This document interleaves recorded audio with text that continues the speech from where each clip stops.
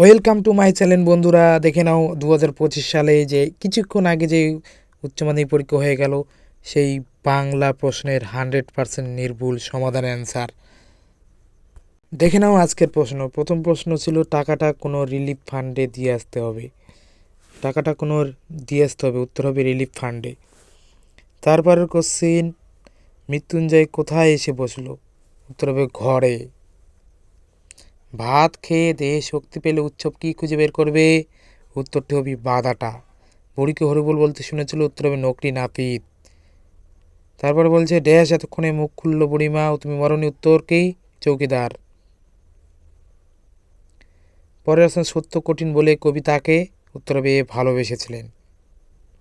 কিসের মতো লাল আগুন? উত্তর হবে বি মোরগ ফুলের মতো। তারপর কোশ্চেন 8 নাম্বার, আমার ক্লান্তির উপর ঝরুক, কী কী ঝরার কথা বলা হয়েছে? উত্তর হবে ডি মহুয়া ফুল। তারপর বলছি গাছগুলো বসাও, কোথায় বসাতে হবে? উত্তর হবে সি বাগানে। অথবা কোশ্চিন, নিহত ভাইয়ের শব্দ কবির মনে জাগিয়েছিল, উত্তর হবে ডি ক্রোধ। সে অভিনয়ে ভঙ্গিল বহুর ব্যবহার আছে, কোন অভিনয়ের কথা বলেছে? উত্তর হবে এ কাবুকি থিয়েটার। তারপরে কোশ্চিন, রজনীকান্ত চট্টোপাধ্যায় থিয়েটারে আসার আগে চাকরি করতেন, তবে বি পুলিশে।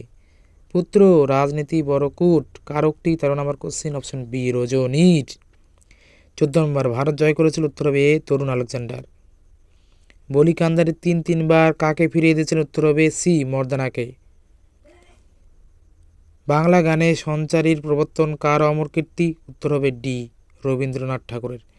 সহজ পাঠ গ্রন্থের অলঙ্করণ করেছিলেন? উত্তর হবে এ নন্দলাল বসু। অথবা কোশ্চেন, বাঞ্ছারামের বাগান চলচ্চিত্রে নির্মাতা? উত্তর হবে তপন সিংহ। ইনস্টিটিউট অব নিউক্লিয়ার ফিজিক্স গড়ে ওঠে যার প্রচেষ্টায় তিনি হলেন মেঘনাদ সাহা। মোহনবাগান ক্লাব গঠিত হয়? উত্তর হবে 1889 সালে। তুলনামূলক ভাষা বিজ্ঞানের সূত্রপাত করেছিলেন? উত্তর হবে উইলিয়াম জোন্স। অন্য শব্দটির আদি অর্থ? উত্তর হবে খাদ্য। এরপরে দেখে নাও এসে কিউ। প্রথম কোশ্চিনে আছে মৃত্যুঞ্জয় আপিসে যায় না, কেন মৃত্যুঞ্জয় আপিসে যায় না? উত্তর হবে মৃত্যুঞ্জয় শহরের ফুটপাতের লোকগুলির কাছে ঘুরে বেড়ায়, তাই মৃত্যুঞ্জয় আপিসে যায় না। সে সে যেন কেমন হয়ে যাচ্ছিল, কার কথা বলা হয়েছে? তার এমন হয়ে যাওয়ার কারণ কি? উত্তর, এখানে উৎসবের কথা বলা হয়েছে। উপসে এক রাতে বউ ছেলে মেয়ে ঘরদোর হারিয়ে তার এমন অবস্থা হয়েছিল। শাশুড়ির মাছ খাওয়া বুঝি ঘুচে যায়, শাশুড়ির মাছ খাওয়ার জন্য কোন কোন মাছের আয়োজন করা হয়েছে? উত্তর, শাশুড়ির মাছ খাওয়ার জন্য বড় ইলিশ, পাকাপোনার পেটি, চিতলের কোল, ডিম পোড়া ট্যাংরা এবং বড় ভেটকি মাছের আয়োজন করা হয়েছে। পরের প্রশ্ন, পৌষে বাদলা সম্পর্কে গ্রামের ডাক পুরুষের পুরনো বচন আছে, বচনটি কি? উত্তর হবে পৌষে বাদলা সম্পর্কে গ্রামের ডাক পুরুষের বচনটি হলো শনিতে 7, মঙ্গলে 5, বুধে 3, বাকি সব দিন দিন। কবি রূপনারায়ণের কুলে জেগে উঠে কি উপলব্ধি করলেন? কবি রূপনারায়ণের কুলে জেগে উঠে উপলব্ধি করলেন এ জগৎ স্বপ্ন নয়। পরের কোশ্চেন, এসেছে সে ভোরের আলো নেমে, কে নেমে এসেছে ও নেমে এসে কি করছে? উত্তর হবে শিকার কবিতায় বর্ণিত হরিণটি ভোরের আলোয় নেমে এসেছে এবং কচি বাতাবি লেবুর মতো সবুজ সুগন্ধি ঘাস ছিঁড়ে ছিঁড়ে খাচ্ছে। মেঘ মধির মহুয়ার দেশে কি দেখা যায়? উত্তর হবে মেঘ মধির মহুয়ার দেশে পথের দুধারে দেবদারু গাছের দীর্ঘ রহস্য ছায়া দেখা যায়। ক্রন্দনরতা জননীর পাশে থাকতে না পারলে কবির কাছে কি কি অর্থহীন? উত্তর হবে ক্রন্দনরতা জননীর পাশে থাকতে না পারলে কবির লেখালেখি, গান গাওয়া ও আঁকা সব কিছু অর্থহীন। এবার নাটক থেকে দেখো, নাটক থেকে কিন্তু এবার কিন্তু উত্তর প্যাটার্ন কিন্তু ফলো করা হয়নি। হিসাব অনুযায়ী বোর্ডের নির্দেশিকা অনুযায়ী যে কোনো একটা নাটক করা হয়েছে, কিন্তু এখানে কিন্তু নাটক থেকে যে উত্তরগুলি দেওয়া হয়েছে, শুধু নাটক থেকে না, আমি দেখলাম যে আন্তর্জাতিক যে কবিতা আছে এবং ভারতীয় যে গল্প আছে সেখান থেকেও কিন্তু গতবার কোনো কোশ্চেন দেওয়া হয়নি। এক্ষেত্রে বোর্ড সবাইকে নাম্বার দেবে কিনা জানি না, তবে দেওয়া উচিত। দেখো, প্রথমে নাটক থেকে দেখো, দুরন্ত অভাব থেকেই এর জন্ম, এখানে কোন অভাবের কথা বলা হয়েছে? উত্তর হবে এখানে সিনসিনারি, আলো, ভালো স্টেজ, এখানে ভালো স্টেজ, সিনসিনারি, আলো, ঝালর, প্রভৃতি নাট্য উপকরণের অভাবের কথা বলা হয়েছে। একটুও ভালো লাগে না বাড়িতে, বক্তার ভালো না লাগার কারণ কি? উত্তর হবে রজনীকান্তের আপনজন কেউ নেই, পৃথিবীতে তিনি একা, তার কোথাও কেউ নেই, তাই তার কিচ্ছু ভালো লাগে না। পড়তে জানে এমন এক মজুরের প্রশ্ন কবিতায় কোন কোন দেশের উল্লেখ আছে? উত্তর হবে পড়তে জানে এমন এক মজুরের প্রশ্ন কবিতায় চীন, রোম, স্পেন, ভারত প্রভৃতি দেশের উল্লেখ আছে। ভাষাবিজ্ঞান থেকে ভাষাবিজ্ঞানের দিক থেকে আদর্শ অভিধানে প্রতিটি এন্ট্রি বা শব্দের 3 স্তর থাকে। স্তর 3টি কী কী? উত্তর হবে গঠনগত স্তর, অন্বয়গত স্তর ও বাচ্যার্থগত স্তর। পরের প্রশ্ন, প্রত্যয় কাকে বলে?